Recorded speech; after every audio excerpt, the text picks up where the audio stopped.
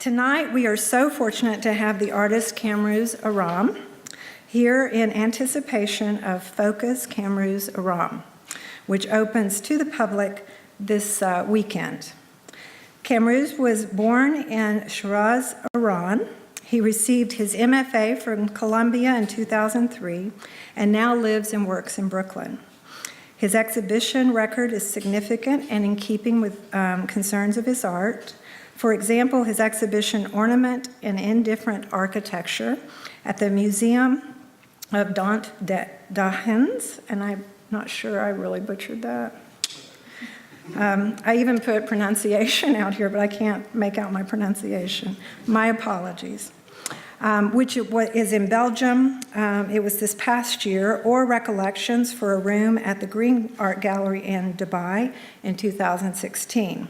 He had an earlier exhibition at Green Art Gallery in 2014, for which was produced a lovely book, which is available in the Modern store, titled Kamrooz Aram, Unstable Paintings for Anxious Interiors. His titles slay me. He has me at the title. And most recently, his exhibition at the Atlanta Contemporary in Atlanta, Georgia, closes this weekend, just, of course, as this show opens here. Earlier in his career, Kamrooz was included in the landmark PS1 MoMA Greater New York of 2005, as well as the Prague Biennale 1 in 2003. Kamrooz has been recognized with awards and fellowships, including most recently being shortlisted for the 2018 Jamal Prize, which is given by the Victoria and Albert Museum along with Art Jamal. His work is in interesting public and private collections, including the Metropolitan Museum of Art in New York, which seems like a perfect fit to me. Kamrooz's practice has been described as inviting viewers to reconsider conventional definitions of ornament and the decorative, insisting that the same kind of meaning can be found in ornamental forms as one would find in abstract painting. It has been noted that his paintings reveal the essential role that ornament played in the development of modern art in the West, as well as considering the constructed neutrality of museum displays as a primary site of encountering artworks. I find the work a beautiful blend of the pragmatic and the poetic. It is perfection that cultivates nuanced disruptions, all of which is making for the most intriguing and beautiful installation taking shape in Gallery 6 on the first floor. Tonight, we gain insight into the exhibition Kamrooz has conceived for this museum, as well as putting that work into context as he shares his larger practice. Please join me in welcoming Kamrooz Aram.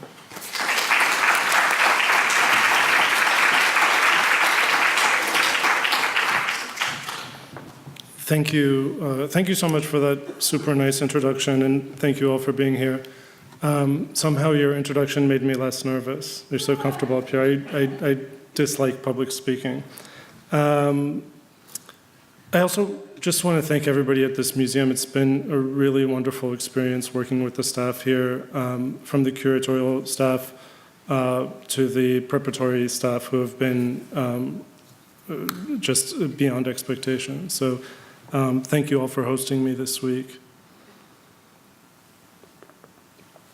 I guess we can dim the lights and get started.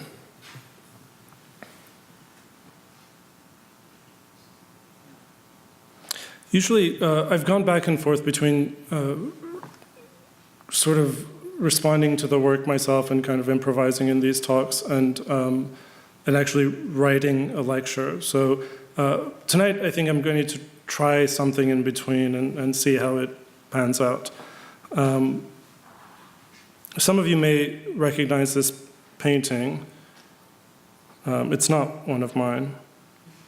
And I'll read you a little text. A clay painting named Angelus Novus shows an angel looking as though he is about to move away from something he is fixedly contemplating. His eyes are staring, his mouth is open, his wings are spread. This is how one pictures the angel of history. His face is turned toward the past, where we perceive a chain of events, he sees one single catastrophe, which keeps piling wreckage and hurls it in front of his feet. The angel would like to stay, awaken the dead, and make whole what has been smashed. But a storm is blowing in from paradise. It is caught in his wings with such a violence that the angel can no longer close them. The storm is irresistibly propelling him toward the future, to which his back is turned, while the pile of debris before him grows skyward. This storm is what we call progress. That's Walter Benjamin. Some of you might recognize that from the thesis on the philosophy of history. I just read it, so we don't need to keep that up. This is a painting of my own, which is in response to Benjamin's text, actually.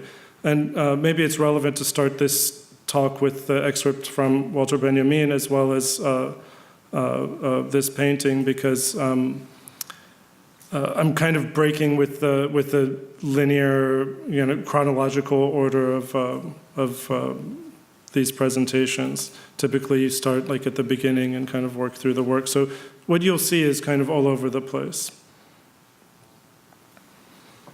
This is a house that was designed by Adolf Loos just 10 years after that clay painting, which was made in 1920. So this is the Villa Müller in Prague from 1930.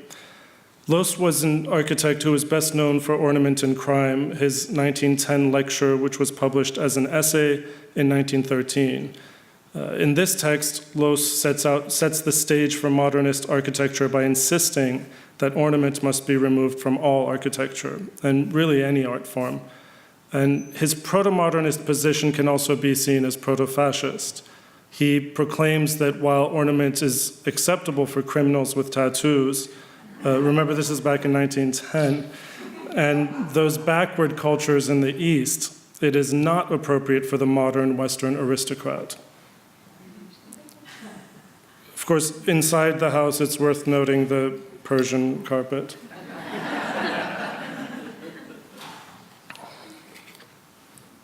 And Persian carpets, in fact, have been something important to me from early on. I had come to see Persian carpets as a parallel to painting.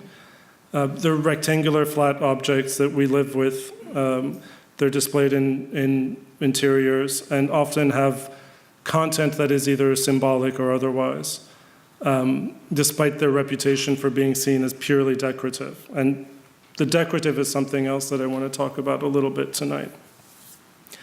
All of the pejoratives that are ascribed to Persian carpets can also be ascribed to modernist painting. And graffiti has also become a form of ornament in the urban landscape. Cities and landlords have countered this ornament with this sort of cover-up. These gestures where the landlord kind of sends somebody out to try to neutralize the graffiti. Something that I find really interesting about this gesture is that Cy Twombly is an artist that I've always been interested in. And he was after this uninhibited mark, this mark that is the most natural mark, maybe, is what he was looking for. And I think that something about this cover-up is that it's a form of labor, and yet there's an intuition to it. These people that are covering up are told to just go get rid of the graffiti, and it's automatic, but I think there's something more to it.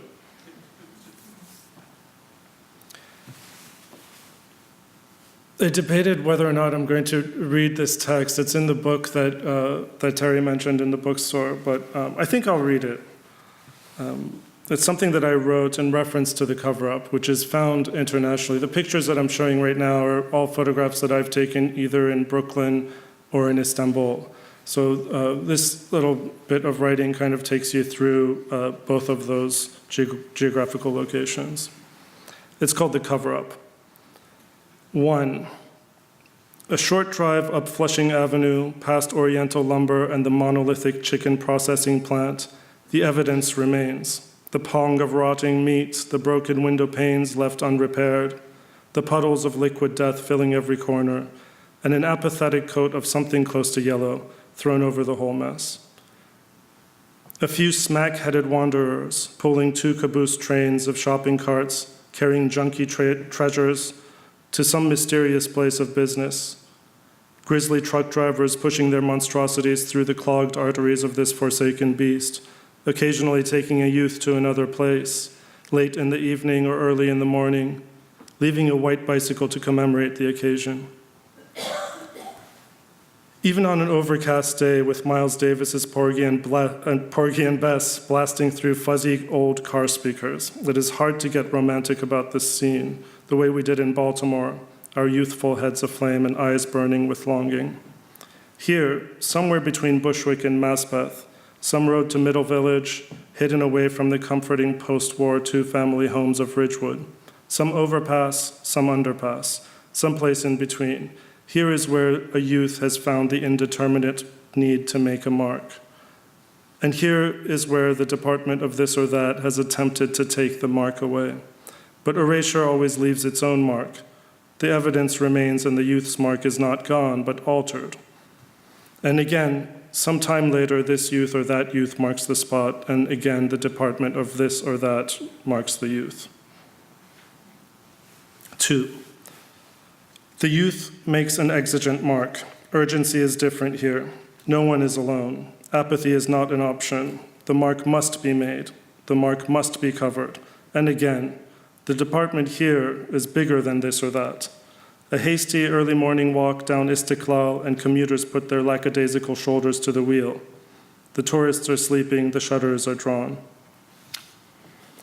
Where noise has been made, where voices went raw and faded into a raspy whisper, where tourists have had ice cream cones cleverly placed in their shirt pockets daily by tactful teens who have served enough cones at their young age to have acquired such banal skills, where the 12-year-old boy wanders from this group of buskers to that, with his drum sometimes borrowing theirs, and quietly but determinedly playing along, where the sunken-eyed, overworked girl who seems to be standing behind the counter at every Simit Soraya and Beyoğlu reminds me of the meth-headed mother of death I met in North Adams, Massachusetts, during the snowy January of 2006, who made me a bagel and a coffee each morning as I sniffled away cold, hopped up on pseudoephedrine, trying not to look at her bony hands on my bread. Where a woman plays a concertina every night, kneeling, with a sideways tilt, playing the same 2 or 3 notes in haunting repetition. Dee-da-dee-da, dee-da-dee-da, dee-da-dee-da, dee-da-dee-da. Where despite my Eastern complexion and elegant mustache, I am invited by sleazy fixers, scam artists, and pimps to go drink in their bars and meet their girls. Where the grilled corn on the street is dry and chalky, where defeated old dogs keep quiet in the corners, hopelessly awaiting a sympathetic morsel from a tourist's midnight snack. Where young men and women stand in armor watching all of this from another world, as if on television. Where the tourists ignore these ghosts, their water cannon tanks drifting down the center of the street, passing right through the hordes of Arabs, Iranians, Europeans, and East Asians, only sending a slight shiver down spines like a cool breeze extracted from the darkest depths of the Bosphorus. A hasty morning walk and the light of blue skies has covered up what was visible late in the evening. This town is painted over. This was written right after I visited Istanbul, which was right around the Gezi Park protests. I don't know if some of you followed that. And eventually, I managed to catch up with the painters themselves.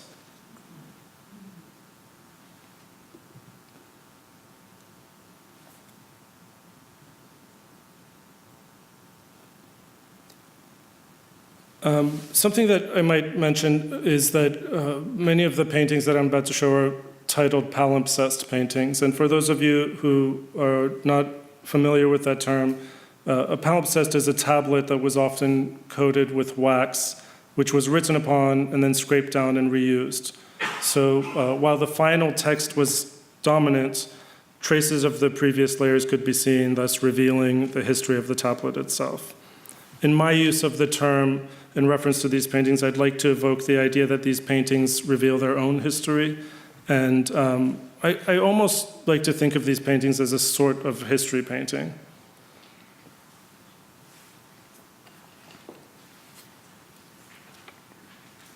This one's titled Untold Stories from 2013. Also Untold Stories.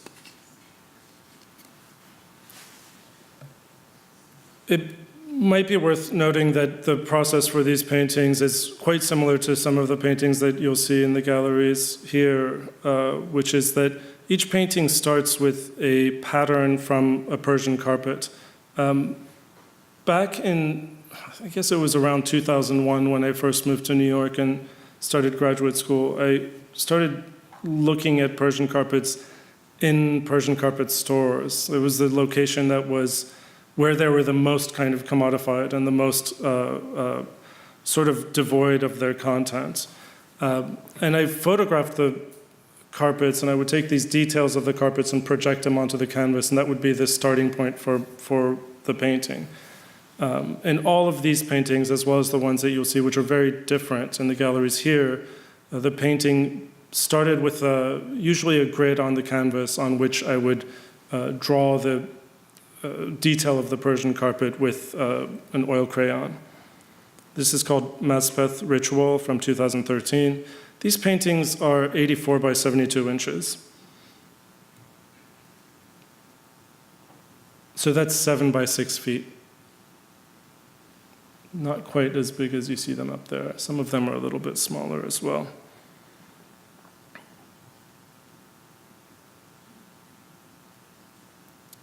I do tend to go rather quickly through the slides because I have a lot of them. And hopefully that'll be more entertaining. Tempered composition with 3 points.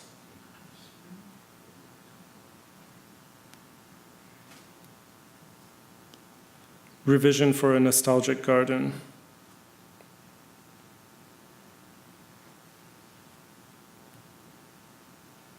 Backdrop for the structural harmony of a city. The title of the show, Unstable Paintings for Anxious Interiors, for me refers to several things. It has a little bit to do with my own anxiety about painting, and every painter's anxiety about painting kind of becoming a decorative object. And at some point, I think I learned to let that go and embrace the idea that a painting has a partial role as a decorative object. The same way that we might be listening to music actively, we go to a concert or you put on a record and you sit there and you listen to the lyrics and the music has content and you're directly engaging with that content. And other times the music is on in a restaurant or in a car and you're not really listening, but it's affecting your environment in some way. And so I thought it would be maybe cheeky to title the show Unstable Paintings for Anxious Interiors, charging the interiors where they will be living the rest of their lives. Also, the paintings are rather unstable. So, especially the ones in this show, so please do not touch. For those of you who paint, the effect of washing them down with solvent, the idea that I'm drawing with an oil crayon and then washing that down, leaves very little binding the pigment to the canvas, so it can be wiped away.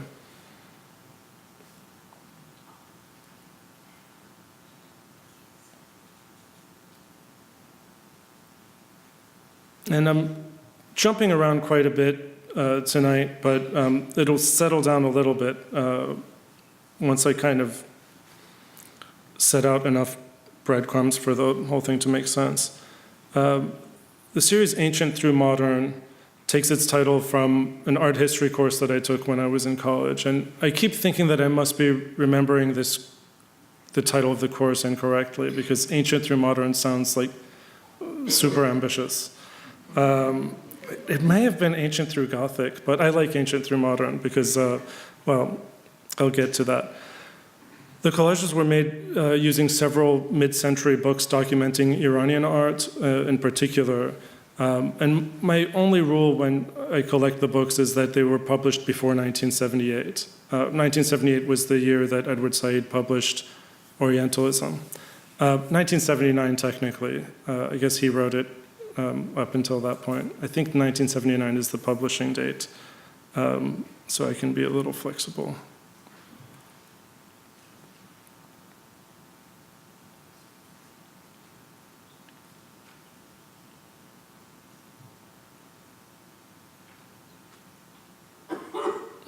With these works, I was really thinking about the ways in which these objects are displayed or imaged in the books. One of the things that I took away very early on from Edward Said's Orientalism was the question of representation and how one culture is represented by another. And so when looking at these books, which were exclusively published in Western countries, mostly the US and Italy and the UK. I do have one from Russia as well. But thinking about how the photography, the color of the backdrops they use, the book design all affects how we kind of look at these objects. One particular book called 7,000 Years of Iranian Art was a catalog for an exhibition that was objects loaned by the Iranian government to the US and it toured several encyclopedic museums in the US. I became interested in this book in particular because that title, 7,000 Years of Iranian Art, is like both nostalgic and sort of intimidating. And I think that it was both a gesture of cultural exchange and diplomacy and a gesture of intimidation, you know, for a country that was much, much younger than 7,000 years. The goal for me was to try to situate these collages somehow in one of these encyclopedic museums, which proved to be difficult because I think most of the encyclopedic museums have a different conversation about contemporary art than a modern or contemporary museum like this one. So as I was kind of looking at the vitrines in the museums and kind of studying the encyclopedic museums themselves, this one is at the Met, as is this one. I started thinking about how I could maybe bring the museum to the work itself rather than the other way around.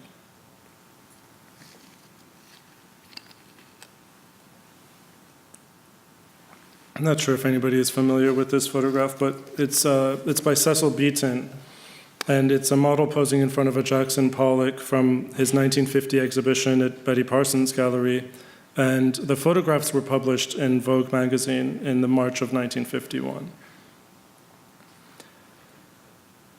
Some of what I've already said about the painting kind of as a decorative object or as a backdrop becomes relevant here. The art historian T.J. Clark wrote about this. This is what he said. Beaton had ideas about how the pictures and dresses matched. He reveled in the analogy between lavender mist's powdery transparency, or the transparency his lighting gave it, and of the chiffon and fan. The fan struck a Whistlerian note. He tweaked Irene's black cocktail dress into a to and fro of diagonals, which made it quite plausibly part of Jackson Pollock's autumn rhythm behind it, and so on. The effects are not subtle, and did not need to be. Hedging his bets just a little, the Vogue sub-editor informed readers that the dazzling and curious paintings of Jackson Pollock, which are in the photographs of these 4 pages, almost always cause an intensity of feelings. There's a lot there. There's a lot there for me. I am interested in an intensity of feelings in art. You know, I'm not shy to mention that. But also, it's kind of a precursor of like our selfie culture. One of the things that really irritates me is when people kind of pose in front of a work rather than, you know, looking at the work. that they turn their back to the work and take a picture of themselves in front of the work. I almost said no judgment if anybody in here has done that, but actually I don't know. I think judgment if you've done that. A friend of mine took a picture of his daughter looking at her favorite work from behind, which I thought was beautiful. You know, she was actually looking at the work. This, I caught a kind of somebody without a permit shooting at MoMA in front of this Rauschenberg. And so I did my own in the studio with a friend of mine, just for fun. But the idea of the painting as the backdrop and the kind of figure-ground relationship between a person and a painting was something that I saw in the museum vitrines as well. So my first attempt at kind of bringing the collages into the context of the museum was this work, in which I hung the paintings, the collages directly onto an abstract painting, basically a minimalist painting, a geometric abstraction. And so in this case, the painting, the abstract painting, becomes the backdrop for, or the even the wall, the support for the collages, which are made from images of artworks that are deemed minor or decorative. And that led back into bringing linen into the collages and working with the collages as paintings themselves, which is present in these few paintings here.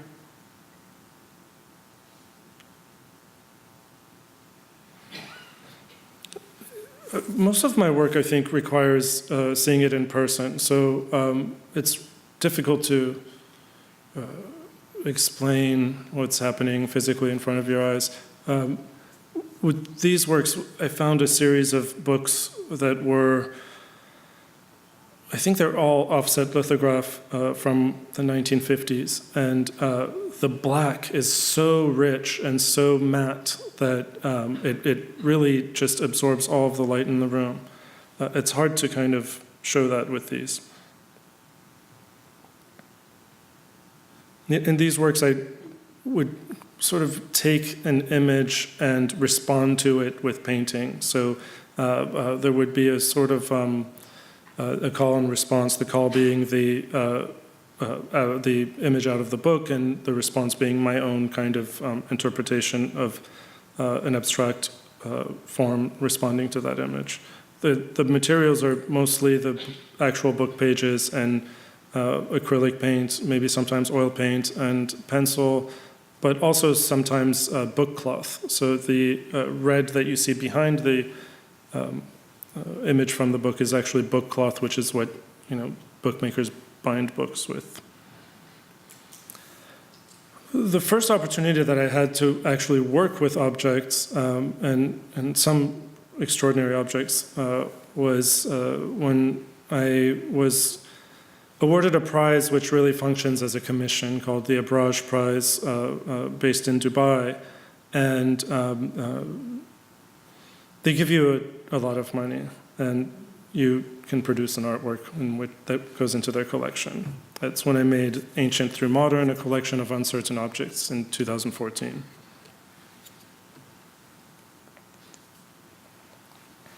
None of these works have any kind of didactic text, as you'll notice in the galleries here. There's nothing telling you where the objects came from. I'm interested in sort of presenting them in a way that allows them to kind of do their own work, allows you to maybe disconnect from the cultural nostalgia, the longing for the past, this kind of expectation that these things are important because they're old. So some of the objects are genuine antiquities, some of them are replicas of antiquities, some of them are objects that are mid-century antiques, some are more significant than others, some of them I bought at the museum gift shop, some of them I commissioned, some of them I made myself, but there's nothing kind of revealing which is which. And this was the first time that I kind of started to think about exhibition design as a medium.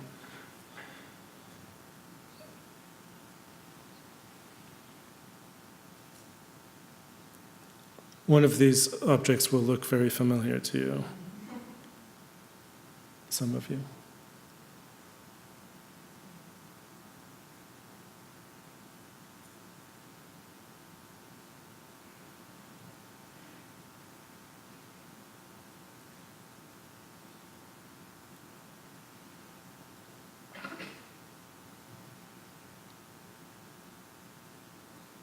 You can see that the pedestals even become sculptural. I actually worked with a mount maker at the Met to make some of the mounts, for example, for this piece.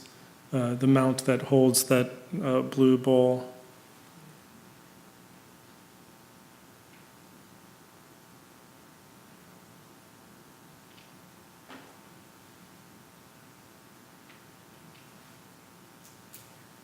I learned a lot from him about the kind of techniques that the mount makers at these museums use.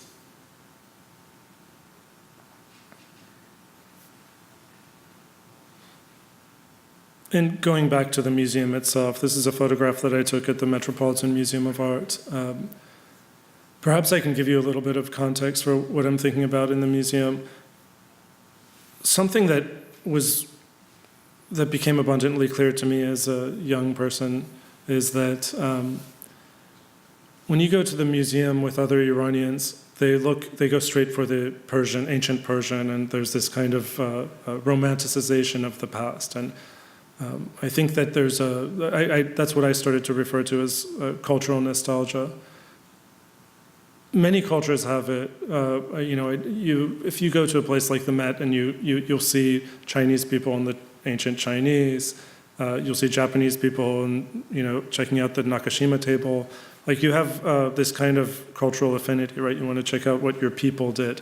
With Iranians, I think because a lot of Iranians living in the US have maybe a dim perspective on what's going on in Iran today. They look at the past as their glorious past, right?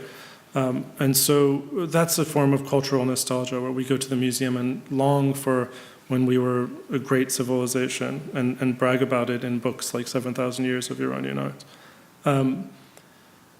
But what I started kind of thinking about after having looked at those books was that in the museum itself, you're not really looking at the past. You're looking at the present. You're looking at contemporary objects. What you're looking at here is the head of a bull that was carved and displayed with many, many other heads of bulls at the top of columns, right?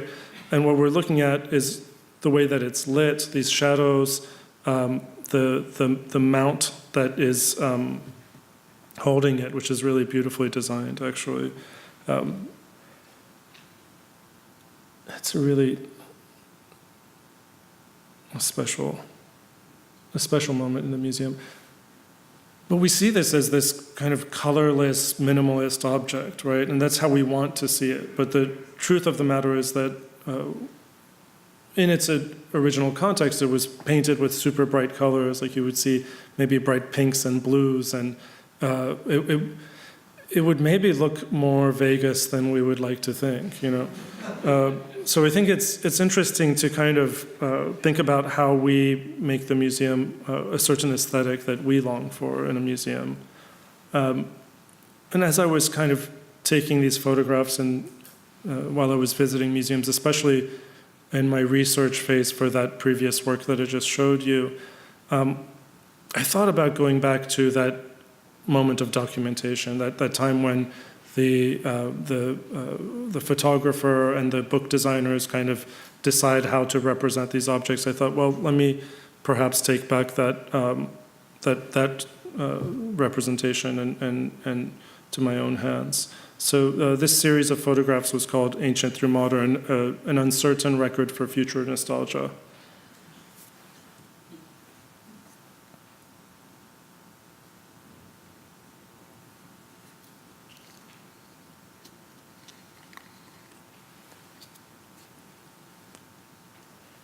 I'm dying to tell you what these things are, but I'm not going to. I'm disciplined.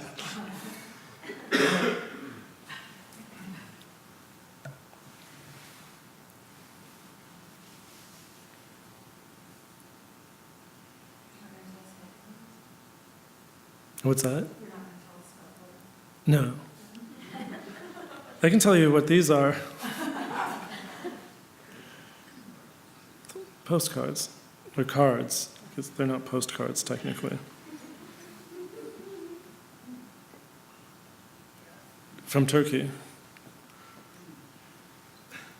It's one of those moments where I feel like a little bit guilty because they're so beautiful by themselves. I didn't really do anything, you know.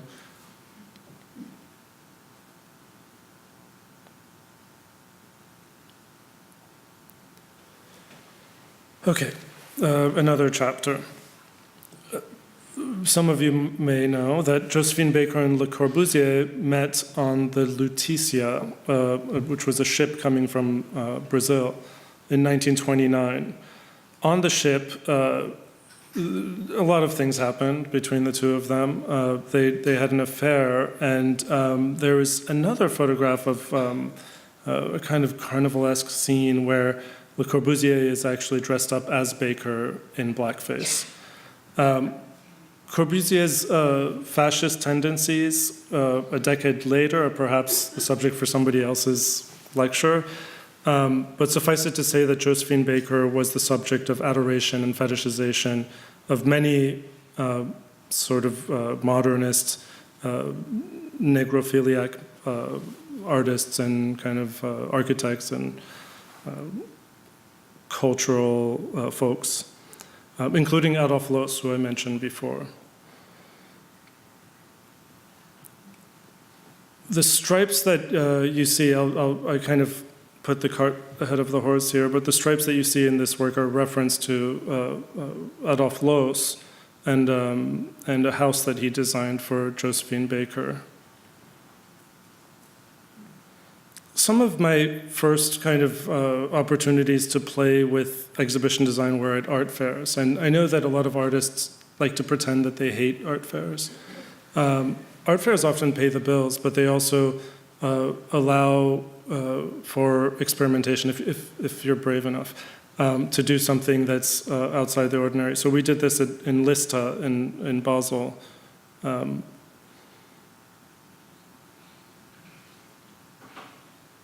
There are very few galleries or museums where you can do something this small and take this kind of risk.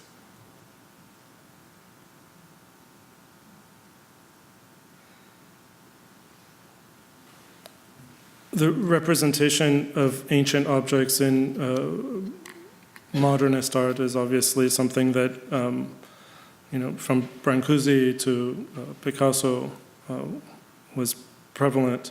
But I think it's also worth noting that the era of archaeology, the first kind of archaeological digs, which were often done by Europeans in the East, took place right around the time, I think, that, the turn of the century.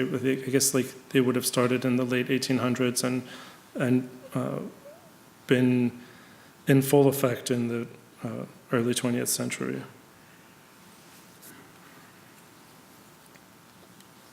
I believe that it's unquestionable that there was a relationship between modernism and archaeology.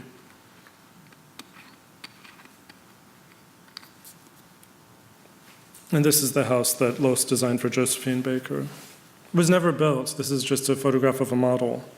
And it's questionable whether the two even met.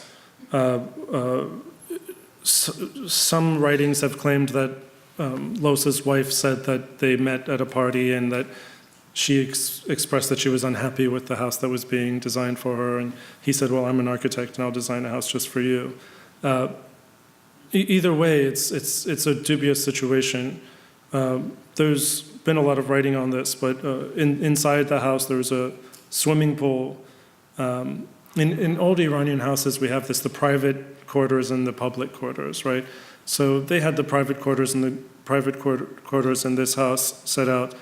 In the public quarters, was at the center of the house was a swimming pool in which, when Baker would be swimming, viewers could look on as if they were looking in an aquarium and watch her swimming. Furthermore, the stripes on the outside, which were meant to be black and white marble, are clearly a form of ornament, and I think Loos probably thought that it was good for somebody who he probably would think of as a savage. The savage is the word that they would use. So after many years of rearranging this work, I finally, in the past year, came to this composition, which is called Josephine and the Architect. The ceramic work, I will tell you what it is because I think it's relevant, is by a designer who worked for Michael Anderson Company in Denmark. I believe she was German by birth, called Marianne Stark. And she did a series called the Persia Glaze series, which I think actually may have predated her position at the Michael Anderson Company. But she also did her own series called the Tribal series, also known as the Negro series. It's not uncommon when you look at these kind of mid-century ceramics to find this kind of thing, but it's interesting to me how in-depth this series was for Marianne Stark, and when you compare it to the rest of her work. There was clearly a kind of obsession or fetishization or exoticization of the black body as well as African art.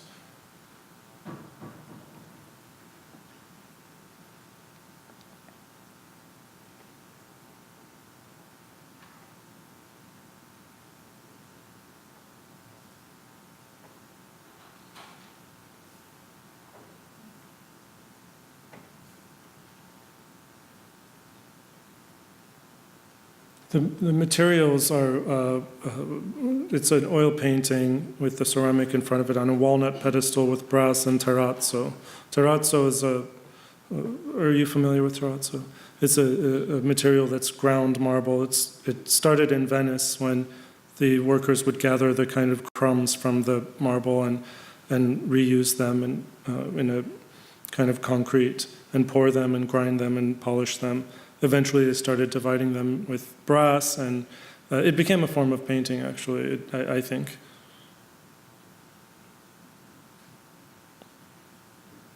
It's quite sad, I think, this piece.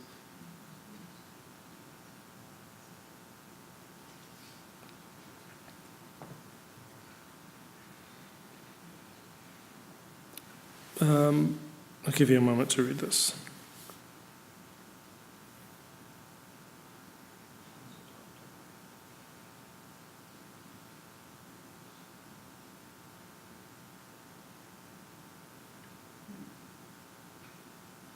This is from the book of interviews with Michael Alping and Tadao Ando that Alison gave me when I first agreed to do this project. And I read the book cover to cover pretty quickly and found that I was so excited that Ando had so many thoughts that were in common with how I think about space. And this really struck me as an architect who understands that when he designs a building for art, it is not going to be a neutral context for the work, but that there needs to be a balance between the architecture and the work. Another architect who I've looked at, I don't actually know Ando's work very well, but Carlo Scarpa is an architect who's from Italy, no longer alive. He died on a scaffold in Japan in 1978. Which is the year I was born. In Venice, it was really difficult to make new work as an architect. Not only were the building laws really strict in terms of how you can alter buildings, but there's no space to build anything new. So for this reason, I believe that Scarpa was destined to renovate old buildings. He started working a lot with museums, and he renovated a lot of museums. If you find yourself in Venice, one of the buildings that's really worth checking out is right in San Marco Square. It's the Olivetti showroom, which is kind of like what the Apple store would have been like 80 years ago, the typewriter company Olivetti. It's an astonishing piece of architecture.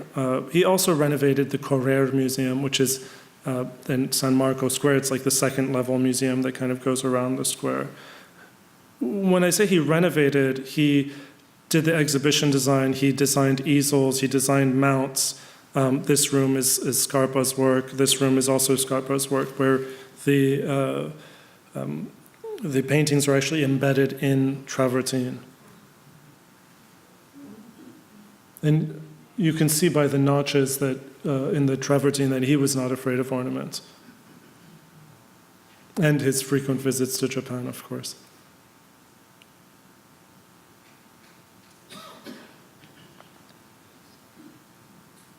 This is something that I've talked about before, which is this magical moment that I found with this piece, where the pencil lines that the workers had made to kind of make this cut were never erased, and this kind of functional mark that demarcates a space becomes expressive in a way, you know, and it's something that I had been doing to an extent, but once I saw this, I really kind of, it gave me a freedom to be able to work with the functional mark. It goes back to something that I was saying about that cover-up of the graffiti, that it's a functional mark that actually becomes expressive in some way. This is a Scarpa at the Castelvecchio Museum in Verona. This is all stucco lustro, the Venetian plaster.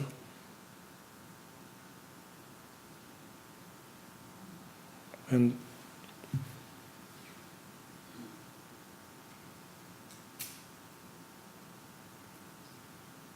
the pedestals below, that kind of T shape with the notch in it, you know, how to kind of interact with the work without disrupting it, but without trying to be neutral, with the understanding that it's still Scarpa, that it's still modernist.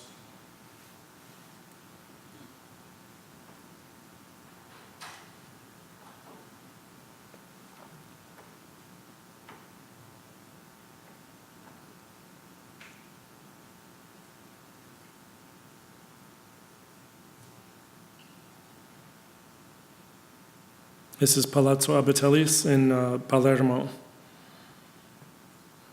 Such a special, I finally got to this place last year. I've seen every major Scarpa work now. This was the last one.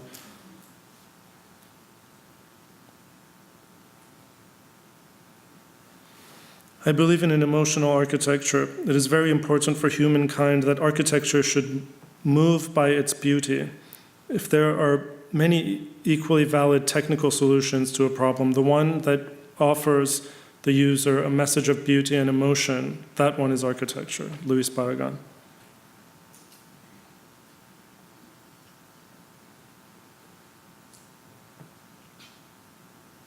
These are my people. This is like my language. You know, when I was in graduate school, it was so, from 2001 to 2003, these kinds of terms in art were really frowned upon. You know, you start making abstract paintings and somebody says, well, that looks like you could have a Greenbergian conversation about it. You know, like Greenberg was the devil. And he was interesting. He was like a really interesting thinker, not to be overlooked. You know, there were some problems, but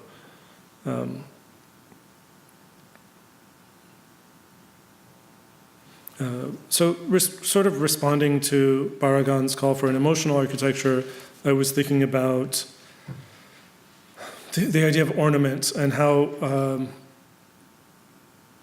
not all ornament is devoid of content. Some artwork could be considered a form of ornament itself, right? Artwork kind of sits in an interior, often filling a space, often becoming a backdrop, but also perhaps charges that environment emotionally or poetically somehow.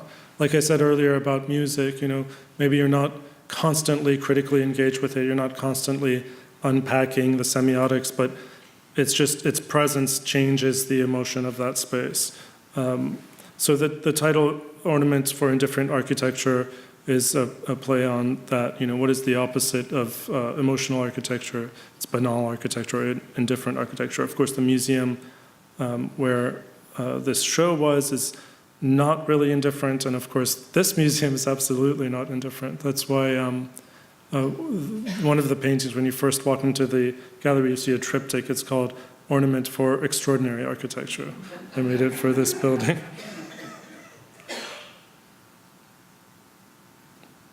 And this is at the Museum Dontanens in Belgium. It's the first time that I was able to show in completely natural light. All these photographs were taken with only natural light.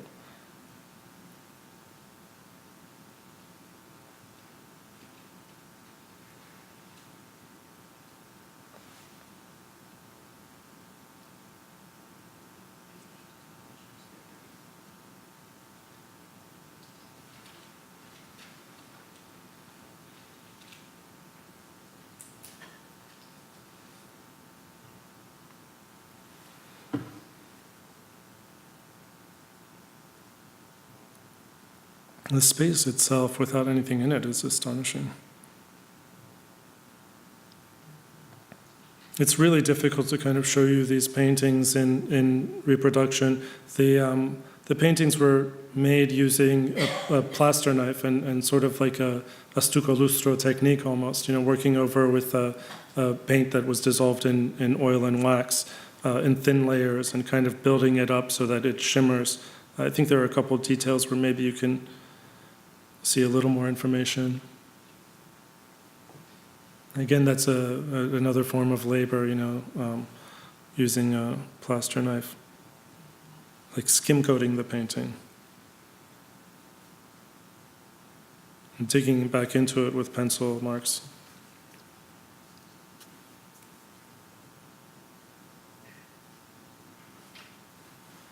This is a really good projector.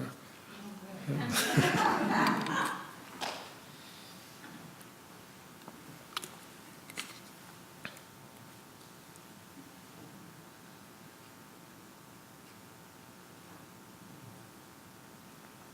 And this piece, which is titled A Monument for Living in Defeat.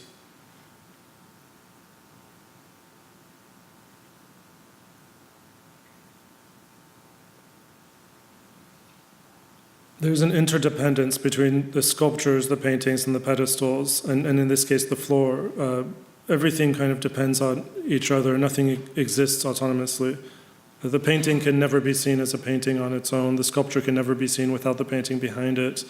The pedestal can never be seen without the terrazzo floor below it.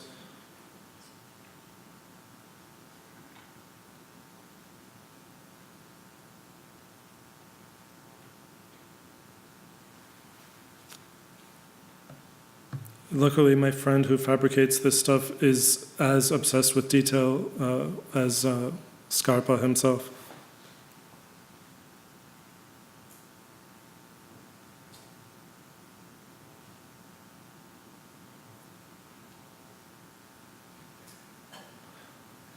Something that I really enjoy after I install one of these shows is like actually, somebody asked me earlier if I was okay with permitting photography in the gallery, and I encourage it because I really, what happens for me is like all these surprises, right? So, and I think it's so much the way that this building functions. Like every time I walk out with Allison coming out of the galleries and there's that elliptical curve of the concrete, and as I'm walking, it's like if I was filming it, every still would be a perfect picture, And I think that something that happens working with exhibition design is that you find these moments that are really magical.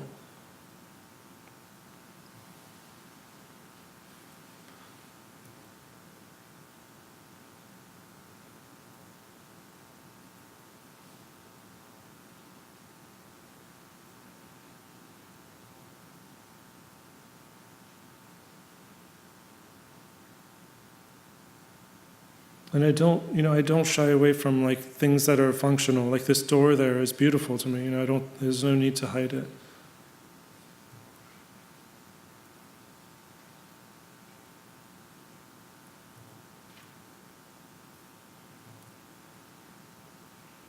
I think I might go a little bit over time. Is that okay? I should ask you all instead of.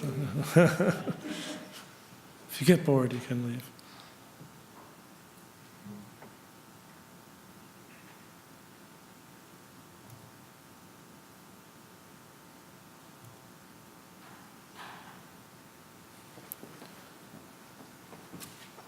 So weird seeing it this big. Like the perspective is skewed, so it looks normal, right? It should be looking down here.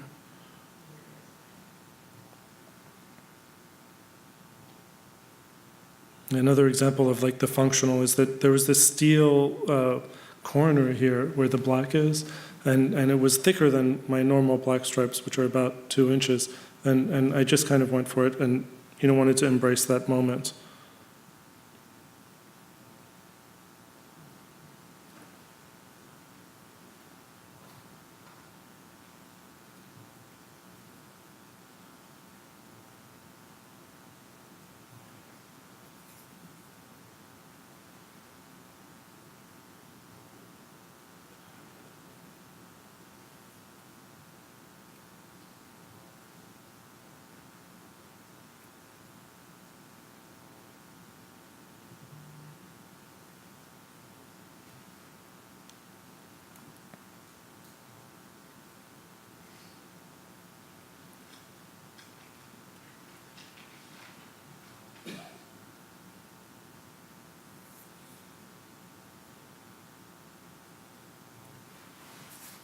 Okay, finally.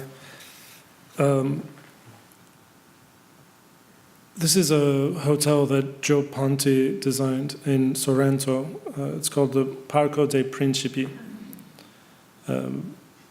This is a view from below.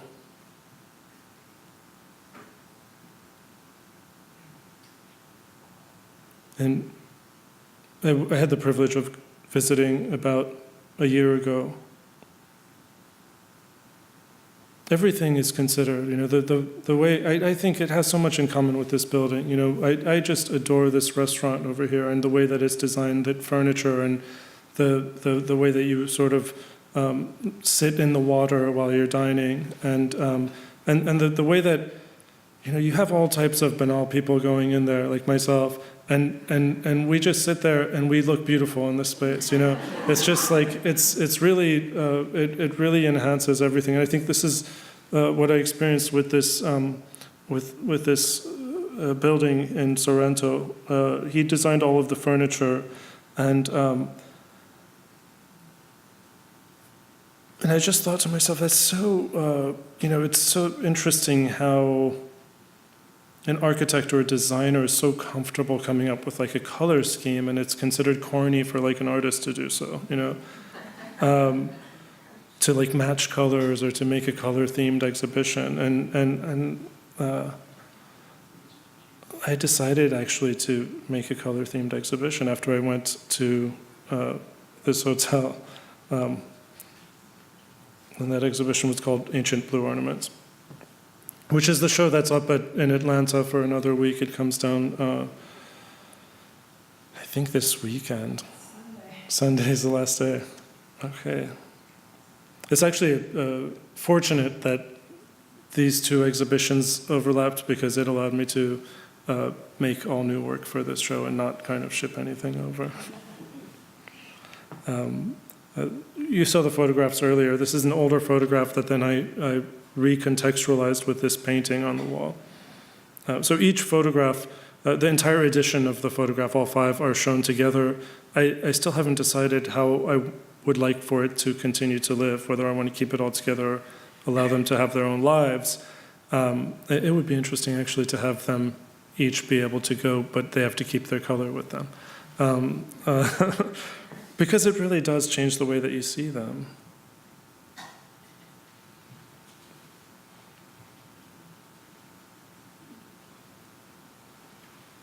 And the ancient blue ornament that the title comes from is a reference to Persepolis. The city of Persepolis has these architectural ornaments that are shaped exactly like this, and but in this case I've made them from MDF and coated it with formica or laminate.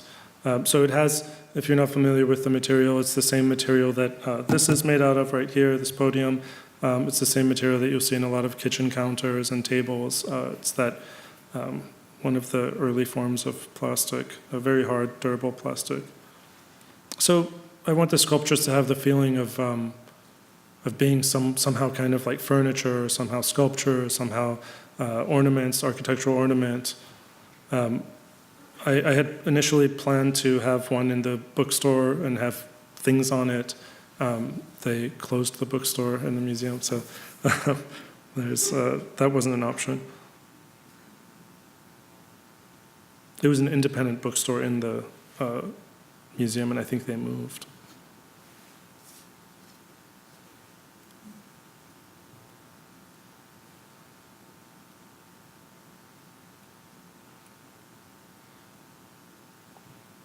I'll start saying less so that I can leave time for Q&A.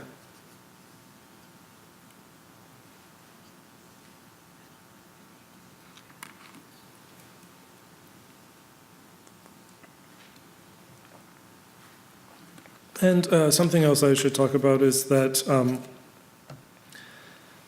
as I started making these sculptural works and they started finding their ways into a museum context, as many of you know, the galleries are pretty chill about like where, precarious artworks, let's say. Museums have a very different responsibility than the gallery. So there is this idea that the works need to be protected from the public. And it's in a way, it's such a shame because oftentimes, they're pretty elegantly done here actually with those bars, but oftentimes you have those stanchions with a little stretchy rope that goes across, and that just drives me crazy. And they always want to put it around my work, and I always say no. And so I kind of thought, like, well, there has to be another solution. Like, what if we made the barrier kind of a part of the work itself? What if the barrier was another sculpture that had a function somehow as a sort of fence, as a sculptural object, and as a barrier? The first thing was that the space at the Atlanta Contemporary is quite awkward. It has this rectangle that seems to have this extra triangular bit to it. And you can see where years ago they had built a wall to kind of regulate the space. Well, I reclaimed that wall, you could see the line, and I put a carpet there so that carpet was kind of an indication of an area that was separate from the rest of the space. Initially, I had thought to put that kind of barrier all the way across, but I thought, well, a carpet's meant for walking on, so I should have a moment where one can walk on the carpet. So actually, while I was in the space, I changed my mind and kind of built the barrier so that it allowed you to kind of walk in certain areas.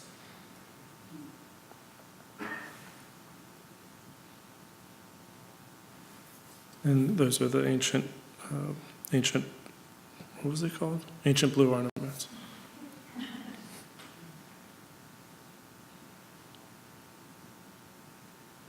I mean, you could tell, like, people like Scarpa were looking at stuff like this.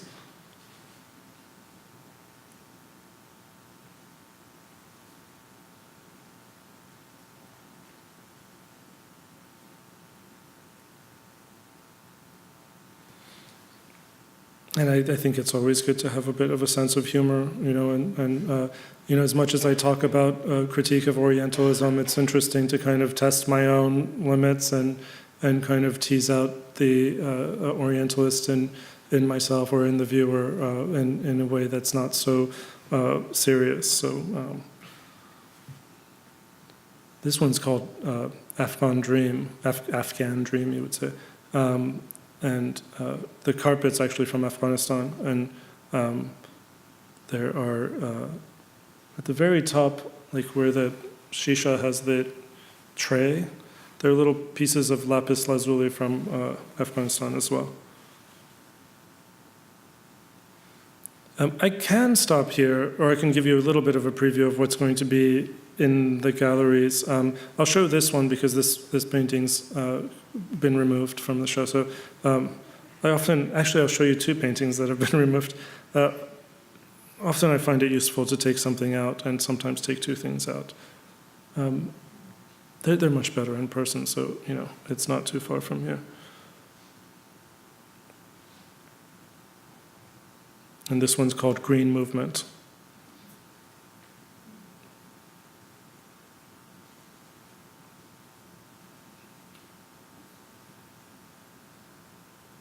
So I hope that was interesting enough more interesting for you than it was for me.